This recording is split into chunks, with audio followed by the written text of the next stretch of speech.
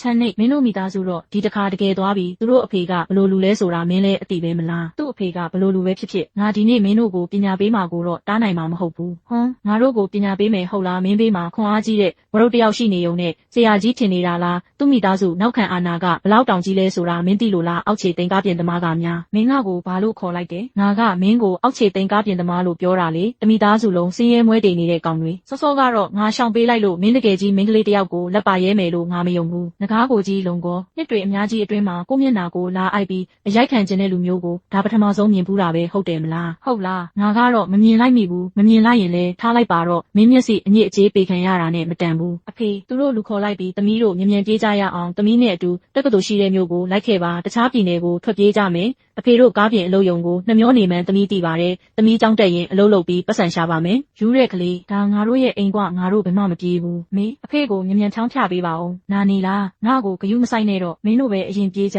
မေအမေကကောတကယ်ပဲမကြောက်ဘူးလားမင်းဖေနောက်ကိုလိုက်လာခဲ့တဲ့ဒီနှစ်တွေတခြားမှာအမေတခါမှမကြောက်ဘူးကောင်းပြီလေတတိရှိကြတာပေါ့မင်းတို့တမိသားစုလုံးတတိကောင်းကြတယ်ငါအဖေနဲ့အမေကအခုချက်ချင်းလူတွေခေါ်ပြီးလာတော့မှမင်းတို့တမိသားစုလုံးနေရာတင်စုံလင်းတည်သွားစေရမယ်ဒါသူဒီနေ့မင်းကိုဘလို့တောင်စော်ကားလိုက်တာလဲမကြောက်နဲ့အဖေနဲ့အမေဒီမှာရှိတယ်ဘသူ့ကိုမှကြောက်เสียမလို့ဘူးမေကျွန်တော်တကယ်ကြောက်တာသူ့အဖေကအရင်တုန်းကကိုးချောင်းမြောက်နဂါးကြိုးဝံလုံးနဲ့အတူဒီမျိုးရဲ့နေမြေတဝက်ကိုတိုက်ခိုက်သိမ်းပိုက်ခဲ့တဲ့လူလေကိုးချောင်းမြောက်နဂါးဟုတ်လားမင်းတို့လိုတာမန်လူတွေကတော့ဒီနာမည်ကိုကြားဘူးမှာမဟုတ်ပါဘူးဒါပေမဲ့သူကငါတို့ရန်ရှာလို့ရတဲ့လူစားမျိုးမဟုတ်ဘူးမကြောက်ပါနဲ့ကိုးချောင်းမြောက်နဂါးရဲ့လူတွေကဘယ်တော့မှအားနည်းသူကိုမနှိမ့်ဆက်ဘူးနဂါးကြအဖွဲ့လုံဟုတ်ဘွဲ့ရဲ့ပထမဆုံးစီကန်းကလူလို့ရင်အမှားမှန်နဲ့တရားမျှတမှုရှိရမယ်ဆိုတာပဲအဖိုးကြီးမင်းကနဂါးကြအဖွဲ့အကြောင်းကိုတောင်သိနေတာပဲလားအင်အားကြီးတဲ့လူကသာတရားမျှတမှုပဲကွမင်းမျက်နှာကဒဏ်ရာကလှေကားပေါ်ကပြုတ်ကြတာမဟုတ်ဘူးဟုတ်တယ်မလားအဖေကိုအမှန်တိုင်းပြောသူရိုက်လိုက်တာမလားငါအဖေစီကသတင်းတက်လာပြီးသူအခုချက်ချင်းရောက်တော့မယ်မင်းတို့ကိုပြောလိုက်မယ်အချိန်ဆွဲမနေကြနဲ့တော့ဟုတ်တယ်ငါပဲရိုက်လိုက်တာကောင်းစုပ်လေ